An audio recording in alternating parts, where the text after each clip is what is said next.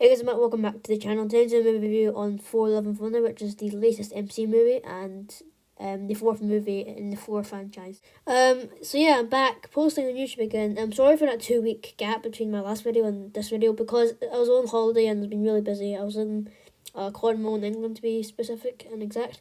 But I'm back now and I can do this movie review, so let's begin with this video. As always, there's going to be 5 sections in the movie review, which is cast, plot, fight scenes or action scenes, credit scene. There's actually 2 credit scenes, one mid and one post, and the final thought. So let's begin with the first one, cast. So for cast, Chris Hemsworth as always does an amazing, outstanding job as Thor. And yeah, just like any other movie he's been in this for, as always he's amazing and he's really funny in this one. I really liked him. For Christian Bale as Thor, who's actually a really good villain. I mean, he's not really a villain at the start, but then he becomes a villain. But he's really dark and menacing. He portrays the character really well, and I honestly think he's a really great actor for that character. He suits him really well. He was like born to play him.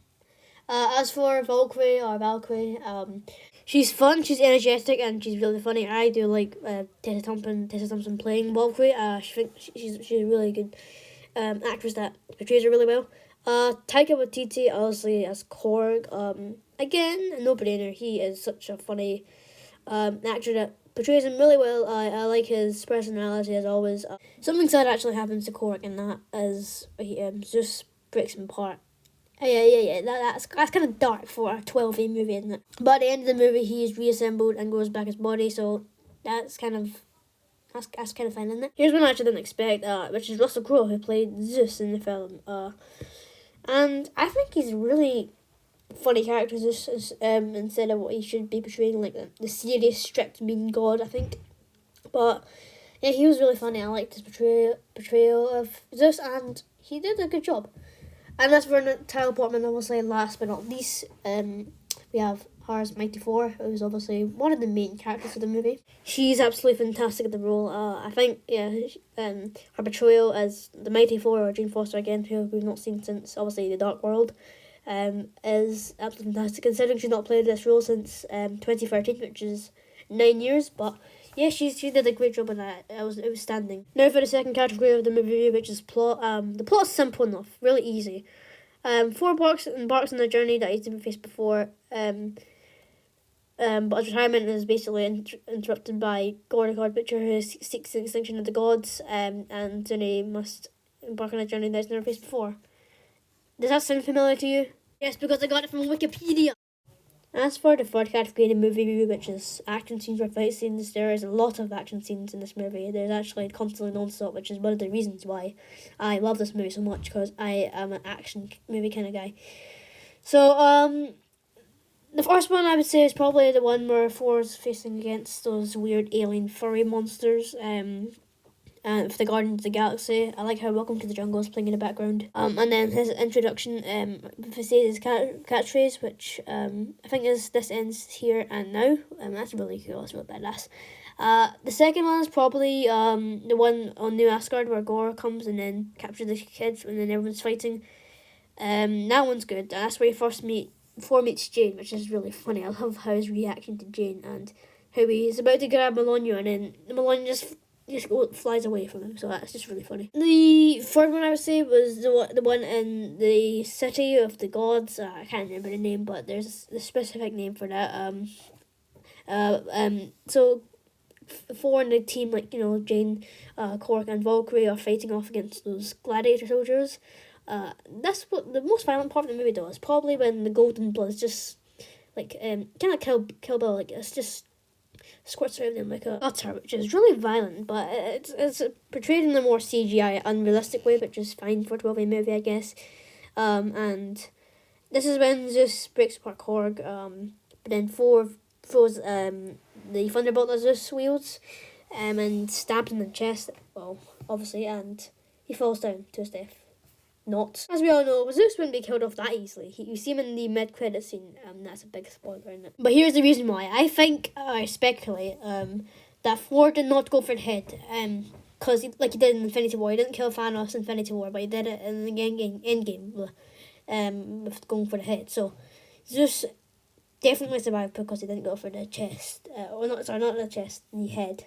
The fight scene after that is probably the one in the Shadow Realm, which is so nice, and so it's kind of cool at the same time. But it wasn't. It was one of the more weaker ones, I could say. It's entertaining though. I like how they're literally tortured by Gore, and then they're forced to fight him. Like Thor's supposed to get Thor's supposed to stop him from getting the Stormbreaker because that's what he needs to open the gate to eternity or something like that. That's really cool. Plus, they actually decided to throw in some humour as well in here in the scene because Gore was talking literally in front of Thor, like literally his mouth next in front of his face, and then he said, "Hand over the axe," in a menacing and whispery voice, like a raspy voice, and then Thor says, "I'll hand it over when you go get book an appointment to the dentist," which is really funny because he's referencing that like he's got smear breath, that's quite funny. As for the other fight scenes, I think there's quite a few more, but I just didn't really remember. But the final one is where Gore and is fighting against Mighty Thor and Thor in the little chamber. That's really cool. That's when Jane destroys the Necro Sword, the Echo Sword. That's what gives Gore his power and ability to, summon shadow monsters out of the ground. I like how also the thing about the scene is that Thor gives all some of his powers to the Asgardian kids who Gore captured, and that's just funny. I love how they just charge at a shadow monster and then just beat them up brutally. That's just funny. Obviously Jane dies at the end because she got cancer, and I think she used Melania, like Thor said, she used it again, then she would die. So she sadly dies, but Gore reaches eternity, and he asks eternity to extinct all the gods, but Thor then advises Gore to maybe make a wish to bring his daughter back, because yes, at the start his daughter died. So Gore just does that, and then casually Love comes back. That's the name of Gore's daughter. That's why we got the name of Love and Thunder. So obviously, we know that the Necro Sword will kill a person as time goes by. So Gore dies obviously from the Necro Sword, and Thor decides to adopt Love. So yeah, that was actually kind of I don't know if it's a smart move. So yeah, and after Thor adopted Love, then they go on adventures together. But the thing about the ending is that I love how Korg was just talking in the background. Fun fact, he actually found another rock monster called Dwayne. Yes, you heard that correctly, folks. Dwayne. Did they just steal it from Dwayne the Rock Johnson?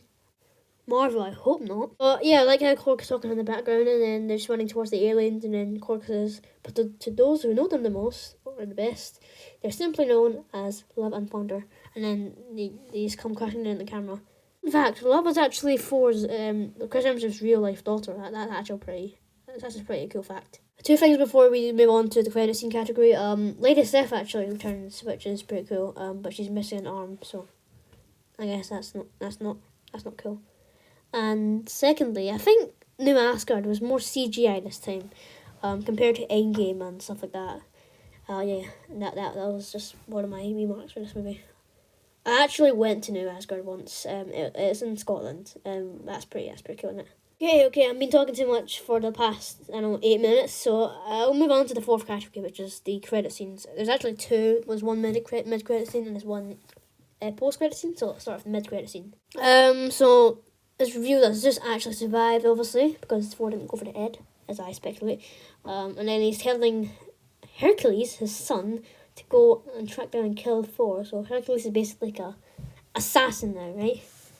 So yeah, that's a pretty cool, and I like that. And then the post-credit scene is just Jane entering the gates of Valhalla, which is obviously the heaven for gods. Heimdall greets her. Yeah, we got Idris Elba back as a character we know and loved back in 2018 and before. He just greets her and that's it. Well, he says a few things, but I can't really remember I didn't really remember what he said. So yeah. Now on to the final thoughts, which is the final category of the movie review. This is a really great movie in my opinion. I don't see why some people gave it a negative rating, but I guess that's just their opinion. Like professional critics, when they first saw it the premiere, they gave it some negative reviews, but I don't see why. It's fun. It's a really easy watch. The elements of this movie are just great. Taika Waititi does a great job as director for this movie, and yeah, I love the goats as well. You know, the goat boat. The goats that scream a lot. Really great, and the humor is just, and the action just executed really really well in this movie. I think, in my opinion. But overall, at the end of the day, don't criticize me of this because I don't always give movies a 5 out of 5 star rating, but I have 5 stars. We give this movie a 5 out of 5. Overall, yeah, I think this is a really great watch. But maybe not for other people, but yeah, in my opinion, it's a great watch, and I absolutely loved it, and I cannot wait to get it on Blu-ray or just watch it again on Disney Plus when it does come out on Disney Plus. But yeah, that's it for this movie, guys. If you enjoyed, please give this video a like, subscribe to Funny Studios. We're literally on the bidding to 40 subs. We are literally at 38, I think, at the time of recording this. But please, just give it a like or watch this video. It's not that hard. But until the next video, guys, bye-bye.